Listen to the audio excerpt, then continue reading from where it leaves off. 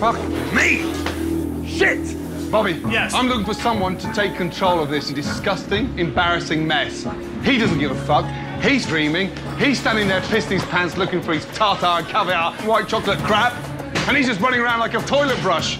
Is anyone going to take control? What's going on, everybody? Sloth here. Hope you're having an awesome day on the Master Chef himself, Capitao. To start things off, Capitao is a 1-armor, 3-speed attacking operator hailing from the Brazilian Special Forces, the BOPE. Capitao is a very versatile operator and specialises in having a lot of utility. Capitao is pretty lucky. He comes well equipped with a choice between 2 decent primary weapons, the first of which being the Para 308, which does 48 damage, has a fire rate of 650 and a capacity of 30 bullets in the magazine. His second option is the LMG, the M249, which does 34 damage, has an exact same fire rate as the Para at 650 and has a capacity slightly larger than that of the Para of 100 bullets in the magazine. Now, out of these two, I'm definitely going to recommend to you the Para, just purely because Capitao is a quick operator, so I see no reason in slowing him down using the LMG. You have a slower ADS time. I just don't think there's much use in using the M249. But if you like to use it, that's down to you. But the Para is a pretty solid gun, has quite a high recoil I find, and find it's a bit of a dance between using an ACOG scope and a holographic scope, because if you use an ACOG scope, the recoil is a bit harder to handle than that of the holographic. So I tend to steer towards the holographic scope until I've got the recoil completely mastered. One thing I definitely recommend to you if you are serious about mastering Capitao, you've got to go and fight for your life in them favelas. Got to tangle with the terrorists and try and get used to the recoil pattern of the Para, because it is kind of hard to handle. So go into terrorist hunt, practice killing the terrorists, learning the recoil pattern, and then by the time you actually go into the rank play, you should have a pretty good chance of doing some damage with the Para. Moving on to Capitao's secondary weapon, he doesn't have much choice in the matter. He only has one pistol available to him, and that is the PRB92.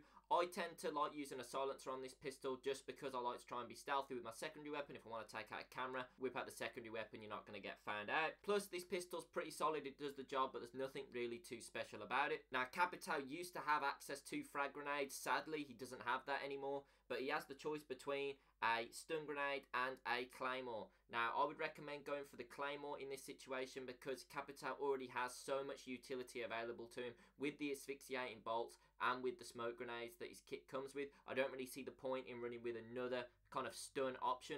Using the claymore allows you to cover your flanks or to watch out for them people going for aggressive runouts and trying to pick you off there. So I just recommend the claymore every single time. Capitao's gadget is definitely one of the most bold in Rainbow Six Siege. Anyone that's bringing a flaming crossbow into the battlefield definitely just commands respect. So his gadget is the TAC MKO, which basically stands for a tactical crossbow that can fire asphyxiating bolts and mini smoke grenades. You get 2 asphyxiating bolts and you get 2 mini smoke grenades. You can basically filter between these. Once you've pressed your gadget button and you have the crossbow in your hands, if you press the up arrow on console, you'll cycle between the asphyxiating bolts and the mini smoke grenades. Now, you'll know which bolts you have active because they're different colours. They'll be orange when the asphyxiated bolts is there, and you'll physically see him reload the new cartridge in when he's putting in a smoke bolt. Now, the more exciting out of the 2 bolts is definitely the asphyxiating bolt, purely because it can kill enemies very quickly and can also force enemies out of camping spots.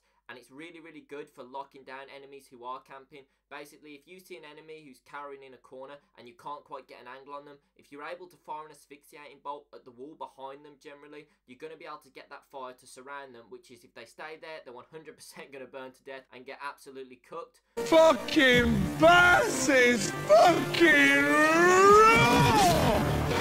Or if they decide to run, you're going to be able to have a clear line of sight on them as they're fleeing for their life, so it should be an easy kill. Plus, say for instance, if you've just planted the bomb, this is where Capitao is amazing. You are able to lock off doorways. If you knew an enemy was camping in a room and say you've just planted the diffuser and they're going to be running out of that room, you can fire that asphyxiating bolt at the doorway and it's going to basically cover the whole doorway, so when the enemy comes through it, he's going to be getting damaged and he's going to be coming into that next engagement a lot weaker, or he's going to see the fire there and he's going to do what I would do and say, fuck that, I'm not going that way, and he's going to have to go a different way around, which is going to waste more of his defensive time trying to get the defuse. Now, both bolts last for the same amount of time, which is around about 10 seconds. Onto his smoke bolts. Now, these bolts are very good. They used to light up blue, but for some reason now they light up grey. But these bolts are very good, and they basically act as your normal smoke grenade. The good thing is about both types of these bolts, they are not picked up by Jaeger's ADS system, so you can basically fire these into a room with a Jaeger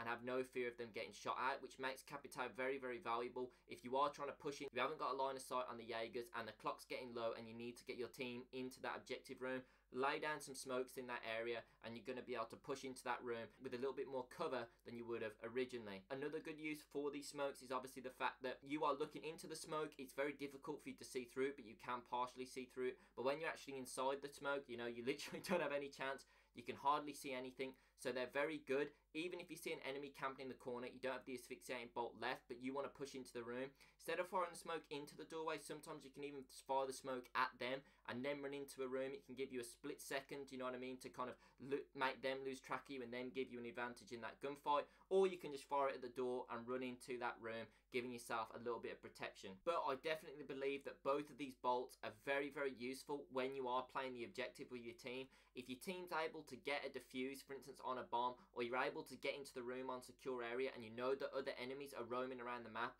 you can use your asphyxiating bolts to hold doorways, similar to what smoke can do on the opposite side of the defensive round. You can fire one at a doorway and then watch the other angle, and anyone that comes in is going to get damaged and you're going to know they're coming. Or you can even throw smokes at the doorway, so when people are coming in, they don't know what angles people are holding and they're basically running in blind, which gives you the upper hand in that gunfight. That's a really good way to use the bolt. Obviously, a fantastic and very, very satisfying way to use them is just to get kills with it. You know, absolutely cooking people. If they're camping in a corner, hit them with one of them fireballs of death and you're going to absolutely sizzle them. Now I'm going to talk about how I like to play Capitao in a typical round. Because Capitao is one of the select few that has the 3-speed advantage on this game, I really like to capitalise on that in playing him in an aggressive playstyle. But when I say an aggressive playstyle, I don't mean, you know, all gung-ho, guns blazing.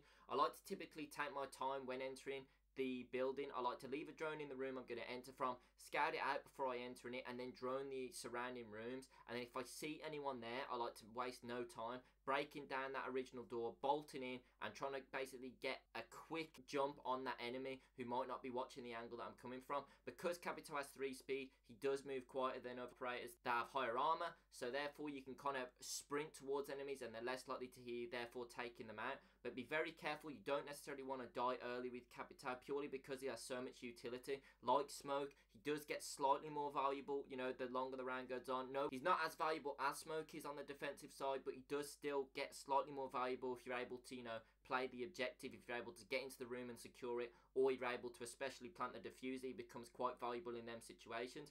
But in general, you know, when you're running down and the clock's ticking, it's always very handy to have someone who has smoke grenades or stun grenades, and obviously Capitao has them smoke grenades available, so it does become very valuable. But I like to try and take my time but get the jump on any roaming enemies, then making my way to the objective room and joining up with my team for the final push. That's generally the way I like to play him. It's also not a bad idea to go vertical with Capitao if you're running with someone like a Sledge or a Book on your team. If they're able to expose the objective room from above, because people like to generally, you know, sit in corners or sit in spots, with Capitao's Gadget, obviously it's fantastic the more vertical you can get, because you're able to get the correct angle to get it up and over the cover that they're in, therefore burning them to death. It just makes it slightly easier that way. So this has been my general guide and how to on Capitao. I hope you've liked this video. If you did, feel free to let me know down below in the comment section. But that's it from me, guys, and without further ado, have a great day.